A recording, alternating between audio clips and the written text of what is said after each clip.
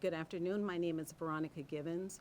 I'm with OPM's Office of Work-Life Leadership and Executive Development, and I'd like to welcome you to part one of Telework, Managing in a Virtual Environment. I've included a few slides or bullets that will outline our agenda for today. The first is the goal of the training. We'll answer a few questions like why telework, who should telework. We'll talk briefly about some telework opportunities and challenges, the importance of developing a successful telework strategy, applying performance management and effective leadership to real-life scenarios, tips for addressing telework problems and abuses, as well as terminating telework. Today, we will focus on the importance of developing a strong telework strategy to ensure organizational success in a virtual environment. Part two of the training will focus on demonstrating how effective performance management can lead to organizational success in a virtual environment. In expanding the use of terms like virtual environment, we recognize that continued advancements in the area of technology have resulted in new opportunities for the way we perform our work. For example, virtual work is defined as a work arrangement in which an employee performs his or her duties in whole or in part via electronic communication, via telephones, internet tools, or computers. It does not require face-to-face contact with coworkers or supervisors. Throughout the training, we will use terms like virtual environment, virtual work, remote workers, in addition to more familiar terms like telework. The purpose is to expand our understanding of the ways in which work can be performed outside of a traditional office setting. As a reminder, only one of the terms is defined in federal statute, and that is telework. Specifically, the Telework Enhancement Act defines telework as a work flexibility arrangement under which an employee performs the duties and responsibilities of such employee's position and other authorized activities from an approved work site other than the location from which the employee would otherwise work. Before we begin, let's answer a few why questions, telework questions. For a growing number of organizations, telework simply makes good business sense. Agencies are increasingly leveraging telework as a strategic management tool to attract and retain the most qualified workforce, to save on real estate space and expenses, reduce energy costs, to improve employee engagement, enhance emergency planning and readiness, and to meet the demands of a changing workforce. Telework can help agencies in their recruitment and retention efforts. According to a report issued by Mobile Work Exchange, 88% of managers reported they have had an employee leave because of lack of telework opportunities, and 54% reported missing out on the best candidate for a job opportunity because they were unable to meet that candidate's telework requirements. Telework can also help agencies save on real estate costs. By leveraging telework in conjunction with a real estate reduction plan, federal agencies could save $15.1 billion government-wide per year. Telework may also improve employee engagement.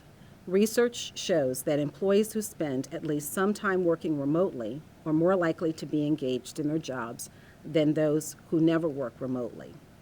It is unclear whether the ability to telework increases engagement or whether workers who telework and tend to be more highly educated white-collar employees are more likely to be engaged in their work in general.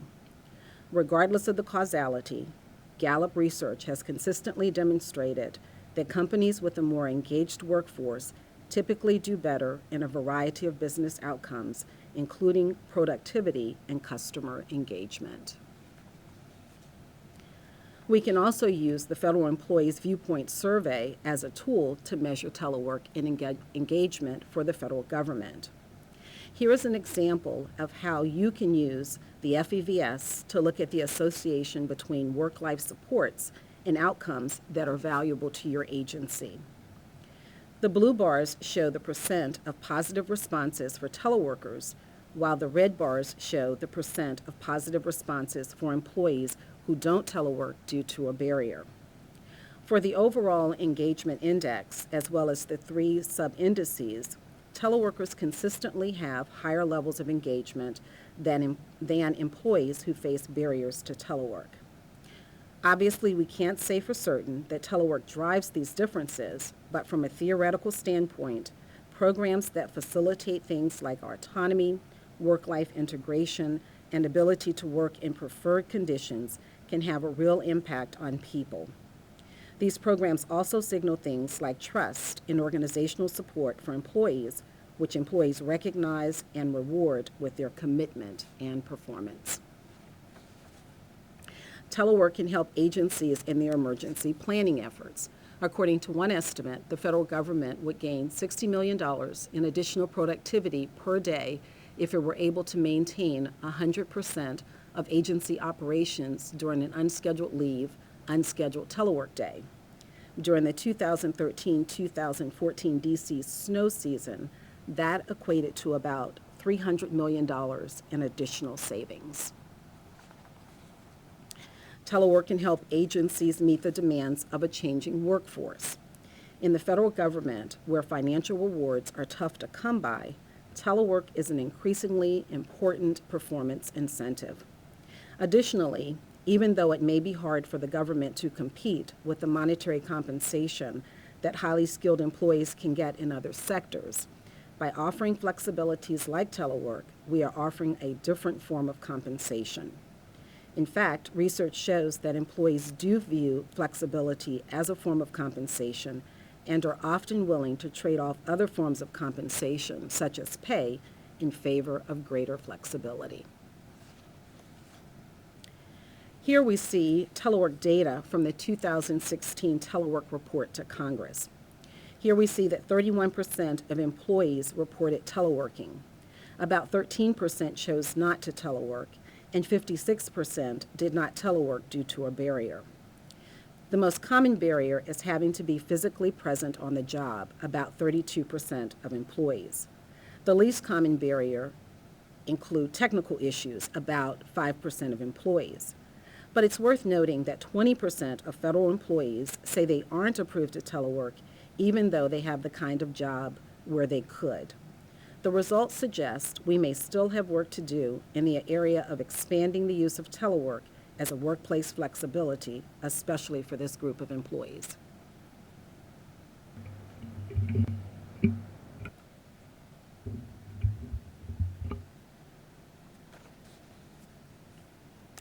What is clear is that management support is a necessary component of increased use of workplace flexibilities like telework.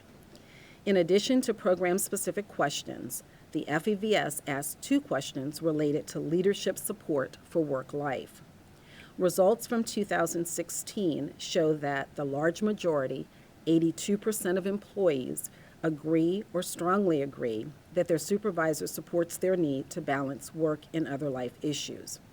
A smaller number, 60%, believe their senior leaders demonstrate support for work-life programs.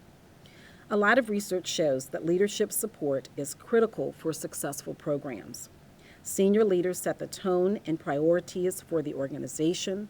They can drive a culture that either supports or inhibits support for programs that promote better work-life balance. Supervisors have the most direct impact on employees since they interact regularly and are often the ones to approve flexibilities like telework.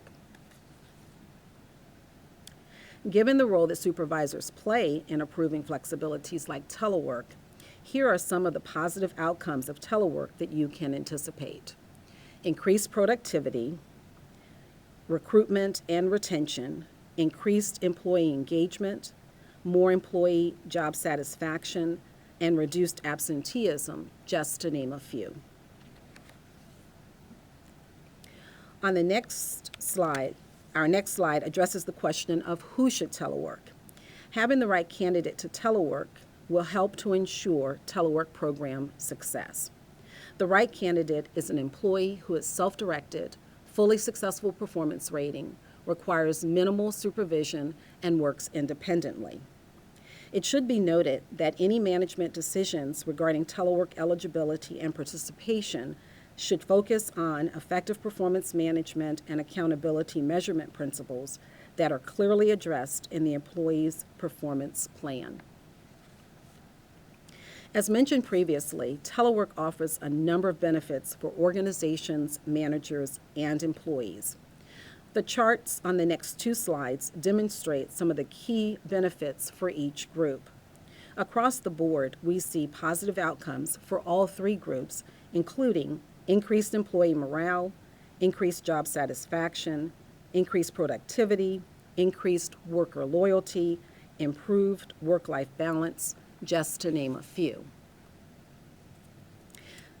Based on these benefits, it becomes clear that telework has become an increasingly important performance incentive for employees in the federal government.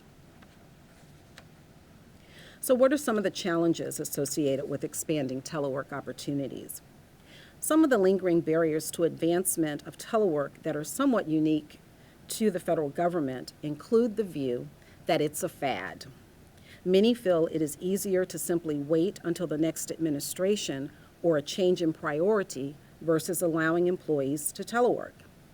Another view is, we've been there, done that. Telework has been tried before, producing less than stellar results.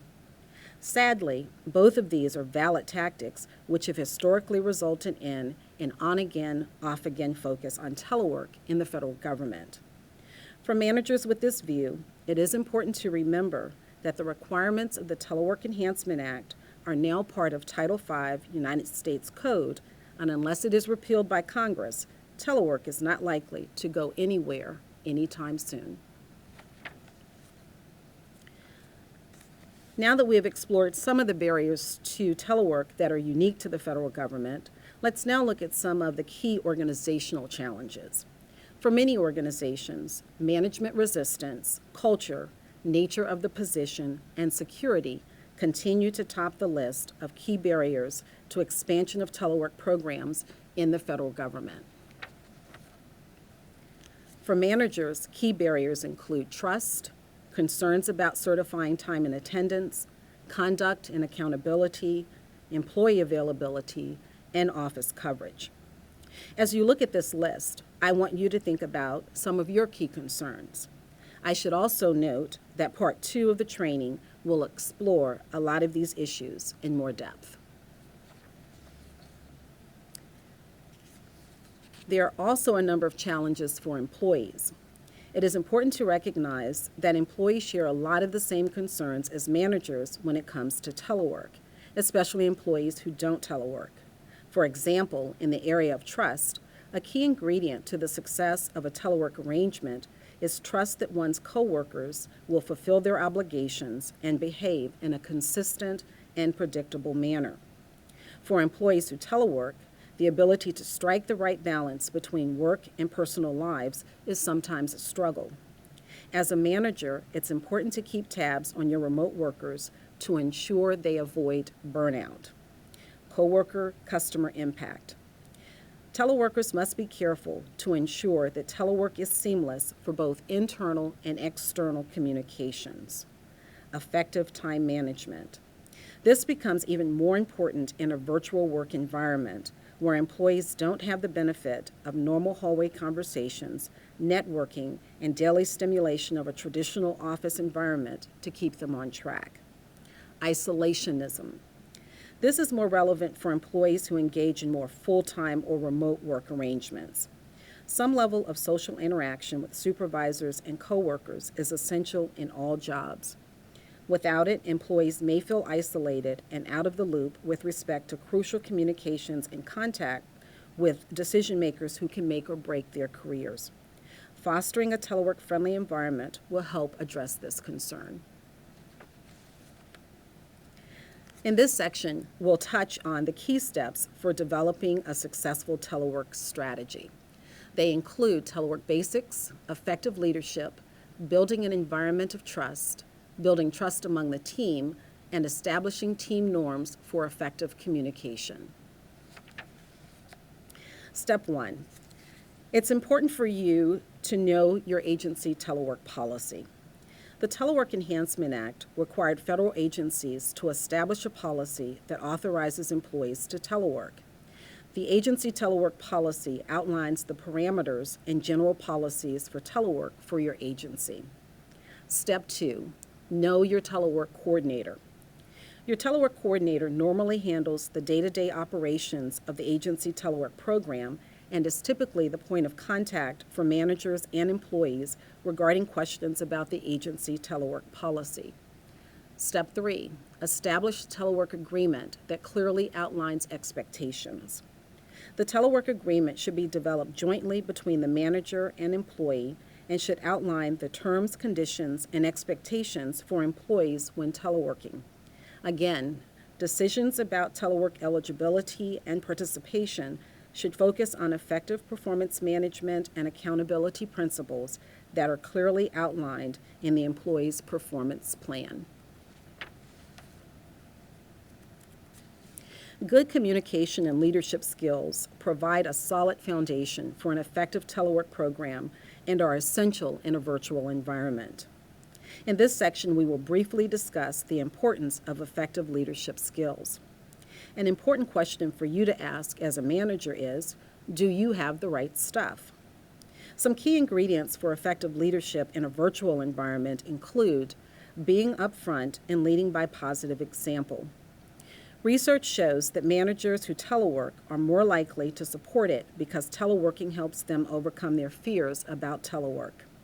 Effective formal and informal communication skills. Leaders must reach out and check in more frequently in a virtual environment. It's also important to focus on relationships, interactions, and providing feedback rather than mechanically applying superficial steps in each phase of the performance management process or cycle. Effective leaders also have a results-oriented management style and the ability to delegate effectively and to follow up to ensure that work is accomplished. They also have the ability to identify problems and challenges early and come up with common goals and protocols to create a more effective work environment. Another key ingredient for effective leadership is the ability to create a vision for your team. Start the dialogue by creating a vision that establishes clear objectives that communicate the business necessity and benefits of telework to achieve agency's strategic goals and mission. For example, using telework as an effective strategic management tool will improve the organization's ability to recruit and retain well-qualified employees. Another example might be, used effectively, telework allows our organization to remain productive during weather and other emergencies, which ensures we can meet the needs of our customers. When it comes to telework, the telework debate, no issue is as divisive as the question of trust. Trust is critical or crucial in a virtual environment because traditional social control based on authority gives way to self-direction and self-control. Employees don't have a manager standing over them to ensure they perform their work, and managers have to manage an environment where they have to rely on and trust employees to perform their job duties. To ensure success, agencies and managers should use telework as an opportunity to foster trust between employees and management. Good performance management practices are important for building employee-supervisor relationships based on mutual respect. You can build an environment of trust by recognizing excellent employee performance. It's important to be fair in your distribution of praise and other recognition. Keep track of excellence in all job types, not just those at the highest level. Manage by results and not physical presence. Hold employees accountable for their performance and conduct, and manage all employees the same way. Remember, the Telework Enhancement Act includes specific language that prohibits managers from instituting different work and reporting requirements for teleworkers versus non-teleworkers. You can also build an environment of trust by holding the right employees accountable for his or her performance and conduct. Employees are accountable for their performance and conduct, whether they work in the office or at an approved alternate work site. Document performance or conduct concerns and share with the employee involved as you would with a non-telework employee. Don't punish your whole team because one or two employees don't succeed at telework. As appropriate, consult your telework coordinator, HR staff, and others as appropriate to address program abuses. Remember, rigid monitoring of employees' daily activities hinders productivity and creates an environment of distrust. To build an environment of trust, all employees need to understand that ensuring telework program success is a team effort.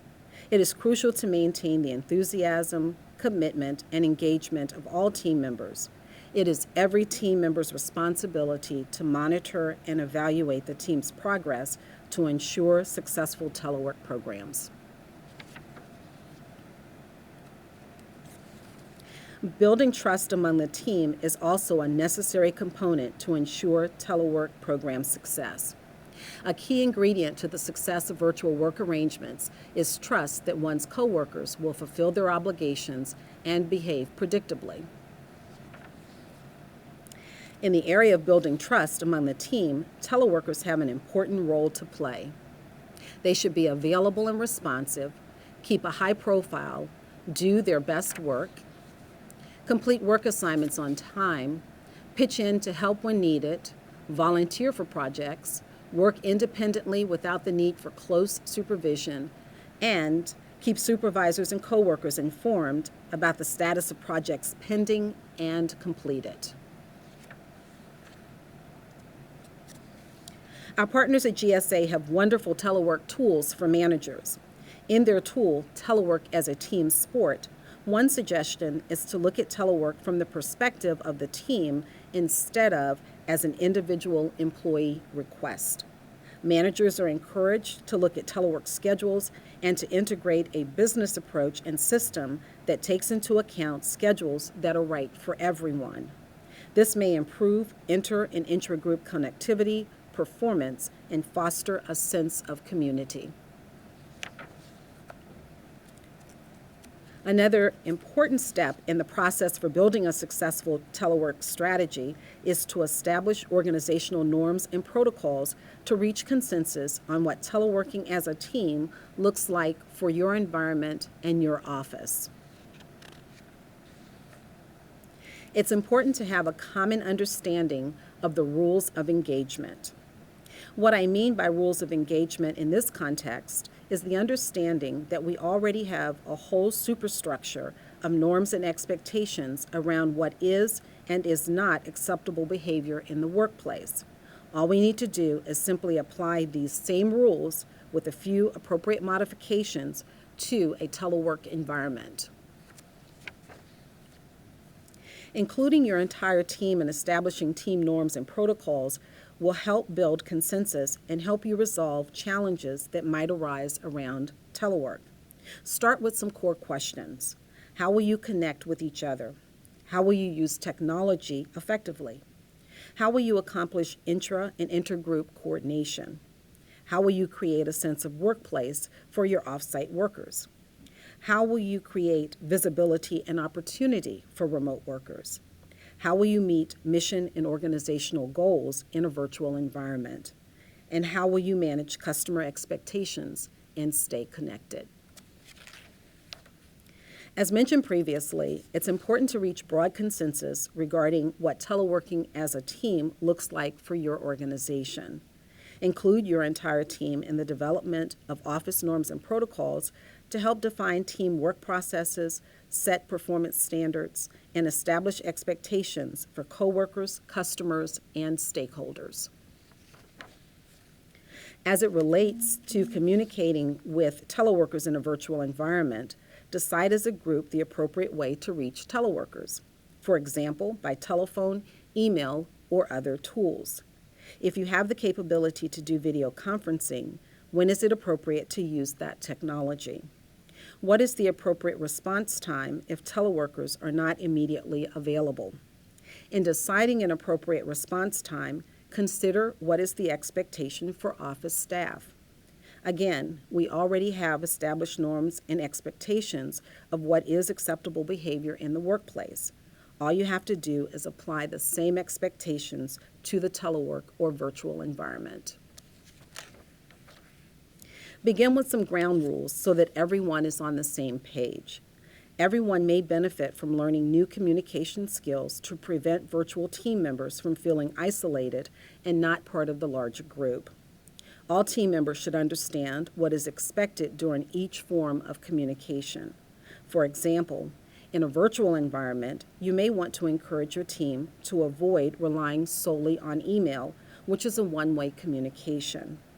Managers and members of the team should also learn to conduct effective audio meetings and also learn to balance email, voicemail, video conferencing with face-to-face communications. One option to improve communication among your team is to establish a virtual team etiquette. Here are some points to keep in mind.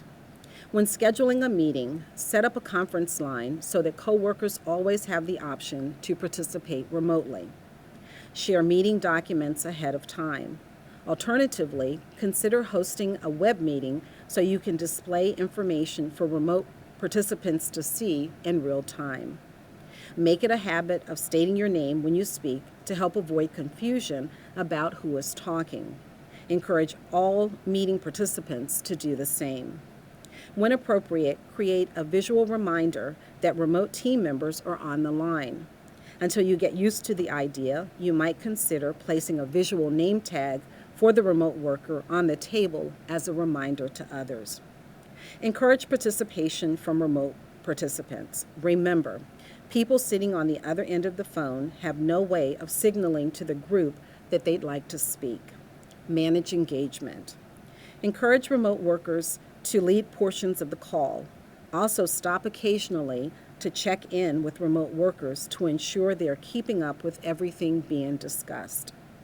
Ask remote participants to mute their phone lines when they're not speaking. Remind callers not to put the call on hold since the rest of the participants will hear the hold music. Tips on this slide speak more specifically to remote workers. In setting up communication protocols, be sure to include tips for remote participants. For example, when participating in meetings, find a quiet space and join the meeting from a place free of loud background noise. Also remember, if you're participating in a web meeting, to have reliable internet access. If participating in the meeting via webcam, be presentable. You probably don't want to be in your bathrobe or have your hair sticking straight up to serve as a distraction during the meeting. Explore various technology options to facilitate seamless communication with the team.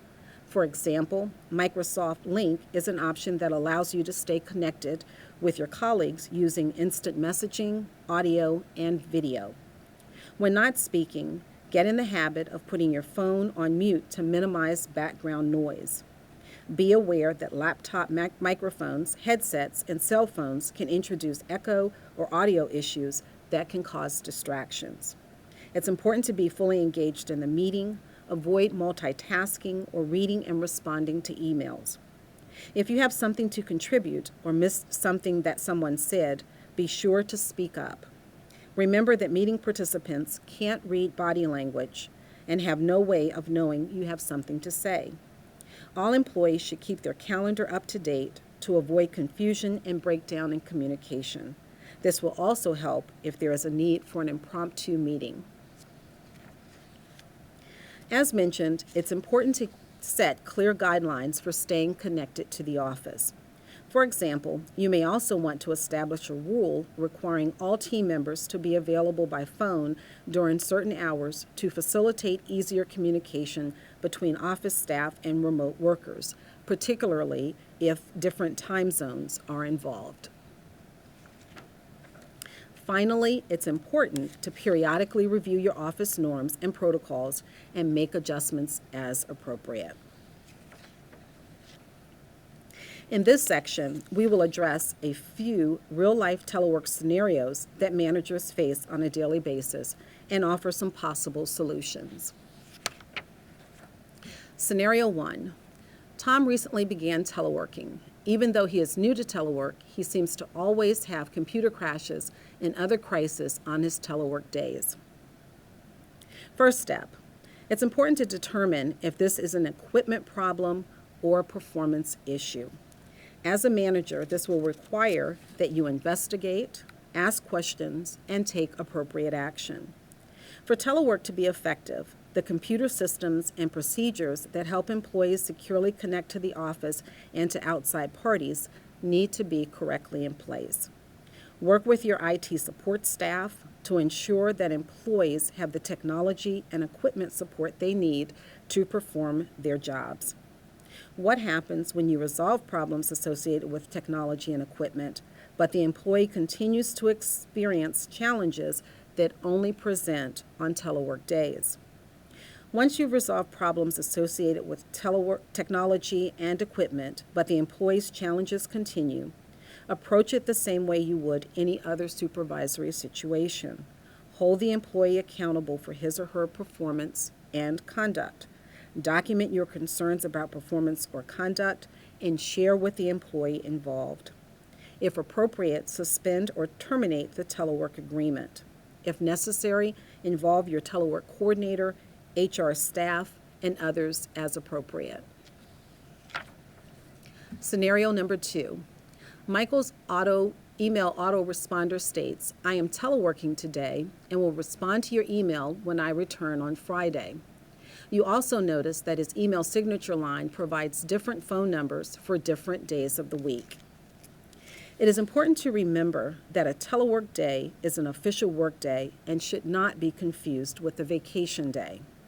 Telework days should be just like any other work day in terms of the ability to communicate both internally and externally with colleagues and customers. The fact that an employee is teleworking shouldn't be an obvious factor to anyone as it relates to availability, responsiveness, or communication. Office phones should be forwarded to a home or cell number to ensure seamless communication. We recommend that you include a requirement to forward phones and to have other required equipment like a laptop on telework days in your office norms and protocols, and ensure these expectations are explicitly written in the telework agreement. Scenario number 3. You notice that Jill has a pattern of selecting her telework days so that they fall prior to and following a holiday. Although she claims a full 8-hour workday, you have concerns that she may not be working because there are gaps in her availability and responsiveness to emails. Recently, when you called her cell phone, it was clear that she was in a public place away from her approved alternate work site. On this slide, we have 3 areas of concern: telework and holidays, time and attendance, and the approved telework site. Number 1, selecting a telework schedule to coincide with a federal holiday is only problematic if your agency policy specifically prohibits the practice, or if the employee is choosing his or her telework days on a situational basis, in which case you likely exercise some managerial discretion to approve or disapprove the request. Since half of all federal holidays fall on a Monday, and Monday and Friday serve as frequent telework and AWS days, this practice will show up with some frequency. Agency telework policies establish the basic guidelines for what is permissible under the agency telework program, so unless this practice is explicitly banned, you should address it in your office norms and protocols if you have concerns. Time and attendance concerns. As a supervisor, you are required to reasonably ensure that employees working at remote sites are working when scheduled and that their time and attendance information accurately reflects time worked. However, you do not need to physically observe them to be able to do this. If you have concerns about time and attendance abuses, they should be addressed and resolved quickly before they escalate. The telework site. In the example, it is noted that Jill is away from her telework site. The telework agreement should designate the approved alternate work site. Managers are strongly encouraged to address whether working away from the approved alternate work site is permissible, and if yes, the circumstances in which it is okay. For example, does it require prior approval? In sum, it's important to document issues and problems and share with the employees involved. Your documented concerns create a clear message to the employee that puts him or her on notice that you are paying attention. As necessary, consult your telework coordinator, HR staff, and others as appropriate. Scenario number 4. Linda is normally very conscientious and a hardworking employee, but lately she is not responsive to emails and is unreachable by phone on her scheduled telework days. Members of her team have also begun to complain that she is not meeting project deadlines. First, try to determine what is causing Linda to go off track. Does she need more interaction with coworkers to complete her work? Is she having trouble regulating her own work hours? Is this a performance or a conduct problem? In setting performance expectations for employees who telework, follow the same approach you would in any other supervisory situation. Set up regular discussions where you and the teleworker can review completed items as well as the status of items in progress. Ask specific questions of the employee regarding a particular assignment or task, followed up by more pointed questions that will require her to elaborate, thus giving you adequate information to assess her performance. Remember, asking questions is a powerful and often overlooked communication tool. It's also important to pay attention to what isn't said. For example, if the employee continues to emphasize work that she's going to be doing versus what she's already done, this may be an indication of a performance issue. Be proactive in identifying potential problems or abuses, show concern, and be specific and direct with solutions. Don't dismiss complaints from other team members or customers. Problems should be addressed and resolved quickly before they escalate to the detriment of the employee's performance and the performance of the overall team. As necessary, consult your telework coordinator, HR staff, and others as appropriate. Scenario 5. Susan is a remote worker who lives in another geographic location. Recently, you've noticed that she has been sending and responding to emails after normal work hours. During your regularly scheduled virtual meetings, she confessed to routinely working after hours. She also noted working from home gives her the flexibility to accomplish more work and juggle multiple projects. Although she is one of your most productive and top-performing employees, you're becoming concerned that she is falling into workaholism. It is important to establish boundaries and rules to help keep remote workers on track and to ensure they are striking the right balance between work and their personal lives to avoid burnout. To promote proper work-life balance, employees should have a set start and end time and take appropriate breaks, just like office staff. Also, just because the opportunity is there, employees should not routinely work until the late hours of the evening. In addition to workaholism, the movement towards more virtual work environments requires managers to develop new communication skills to help identify and prevent remote workers from feeling isolated and not part of the larger group. Remote workers should not be out of sight, out of mind. Some level of social interaction with supervisors and coworkers is essential in almost all jobs. Without it, workers may feel isolated and out of the loop with respect to crucial communications and contact with decision makers who can make or break their careers.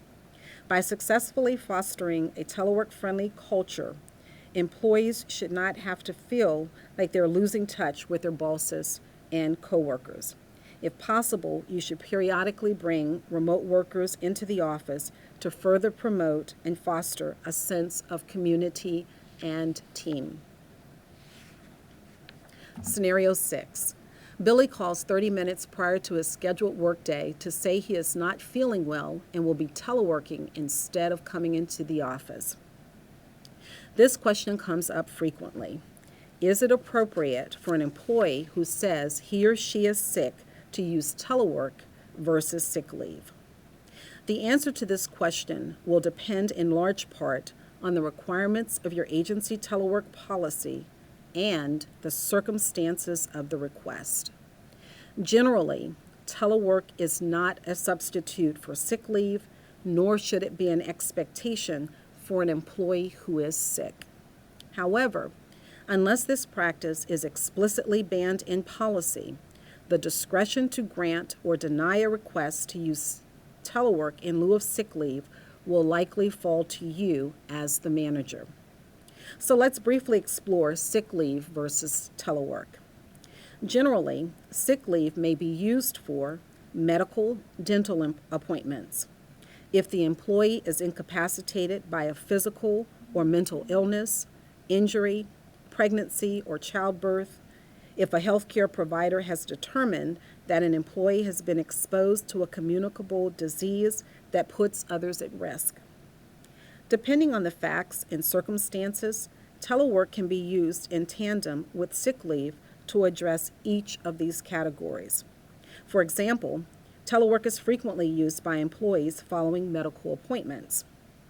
Telework can also be used to help slow the spread and exposure of known communicable illnesses and diseases such as the flu, strep throat, bronchitis, conjunctivitis that impacts every office.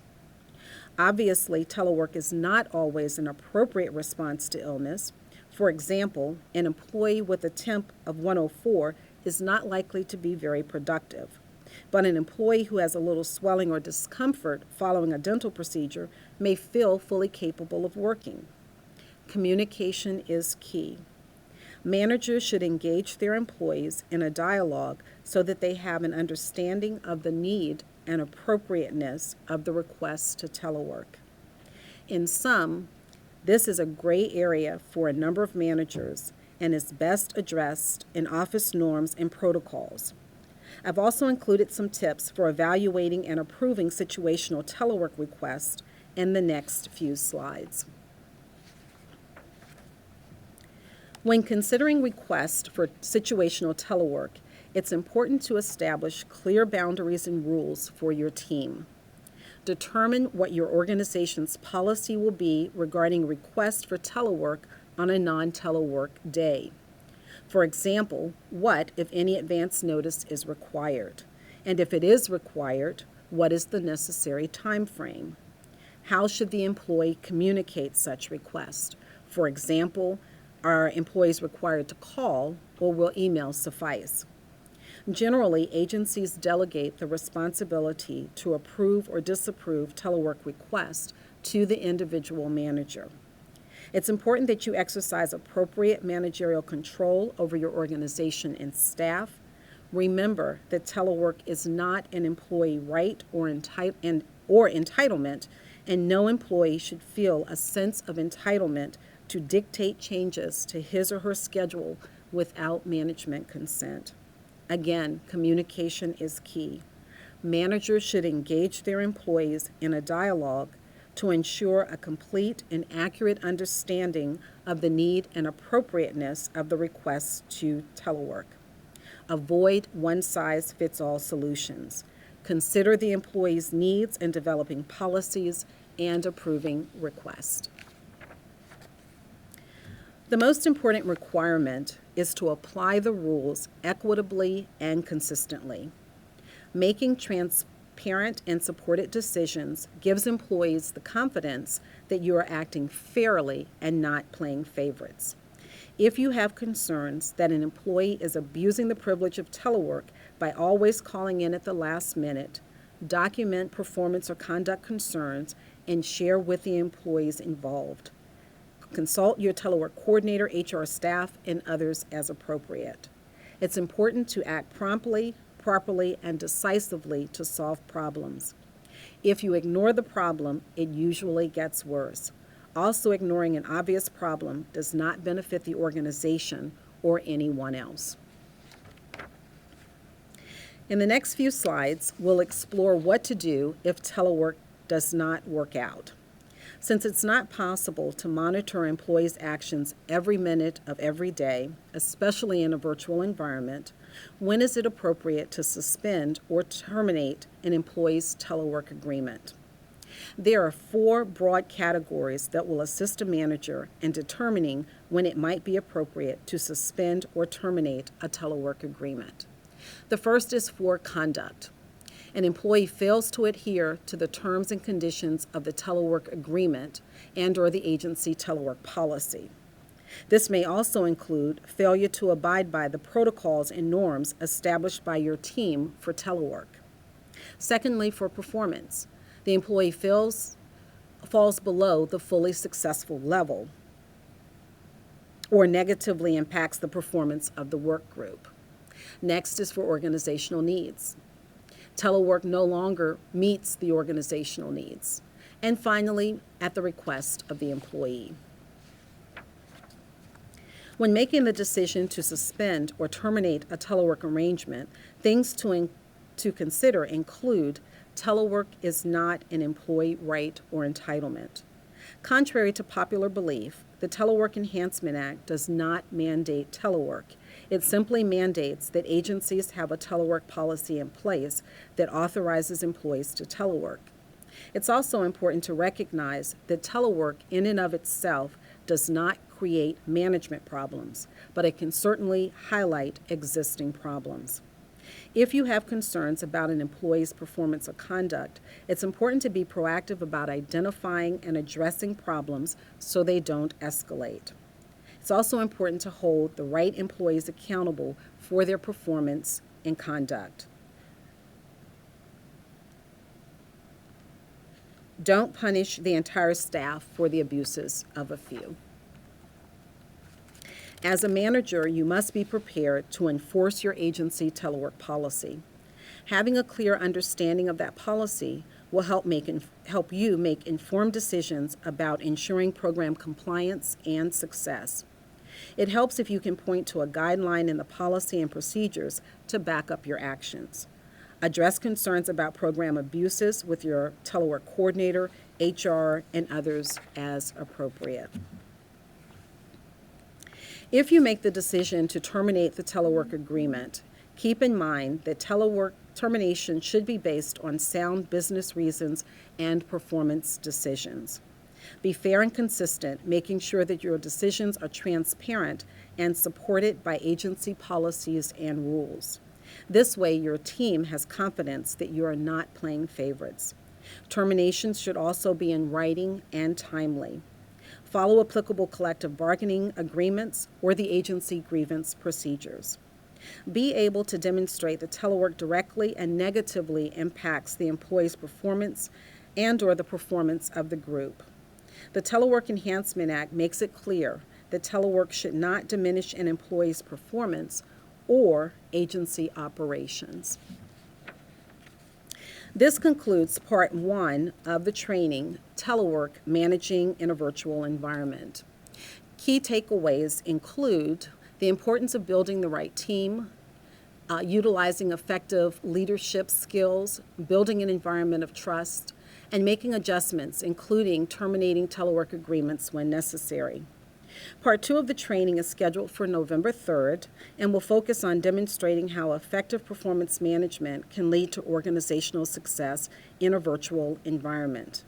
In a moment, we will open up the lines for questions.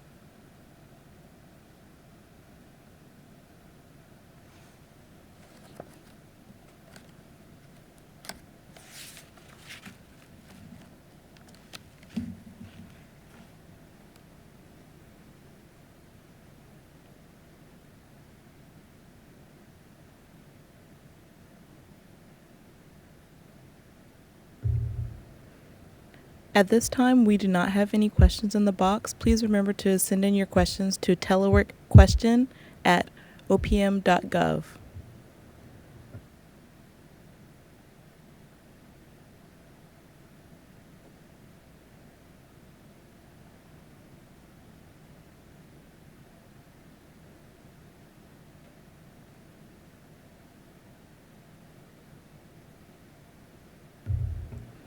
The first question, can teleworkers follow an alternative work schedule?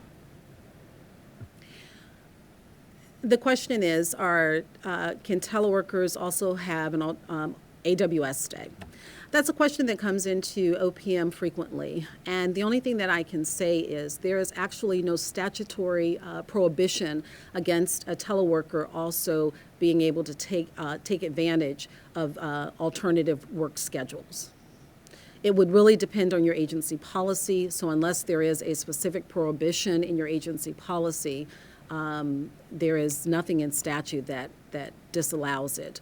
I would encourage you to speak with your telework coordinator if you have specific questions about what is allowable under your agency policy. The next question, what do I do if my manager says no to my telework request? Well, one of the things that we indicated in the training is telework is not an employee entitlement.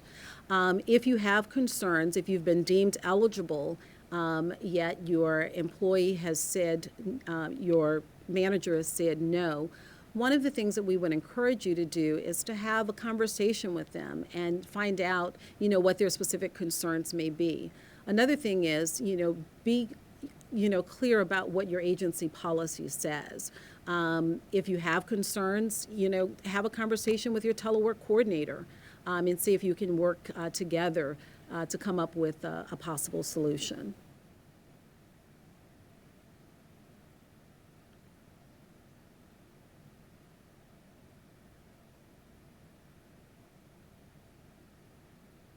I would like to add with regard to that question, and it comes in a lot to OPM. OPM does not have regulatory authority or even oversight authority over agencies as it relates to telework eligibility or participation.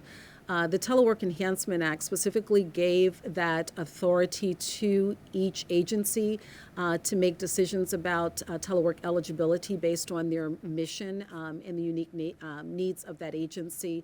So we always encourage employees, if they have questions about eligibility, to first read your telework policy and to secondly speak to your agency representatives.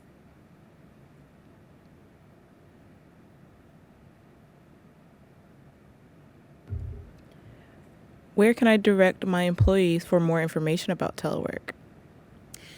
One of the places that you can get information about the federal telework program is telework.gov. OPM provides information that is specific to the federal telework community, including TMOs, telework coordinators, managers, and employees.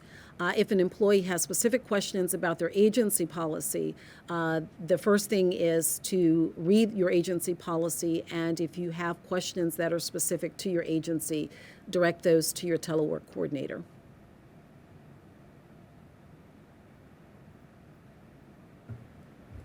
Next question, is telework voluntary? Telework is a voluntary program. Agencies are not allowed to compel an employee who does not want to participate, even if they've been deemed eligible to telework. We can't make employees telework. As I indicated, the Telework Enhancement Act does not mandate telework. It simply mandates that each agency establish a policy for employees who want the ability to telework.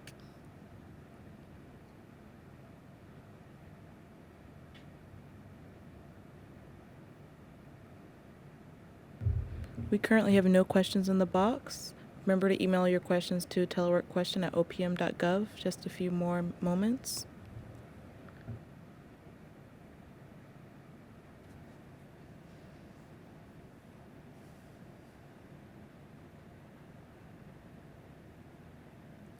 Okay, as I mentioned before, the next training, which is part 2, is scheduled for November 3rd at 2 p.m. If you have specific questions that relate to today's training, please feel free to contact OPM at teleworkquestion@opm.gov. If you have specific concerns, the OPM team, we're always here to provide whatever assistance we can. Thank you again for participating, and we look forward to seeing you on November 3rd.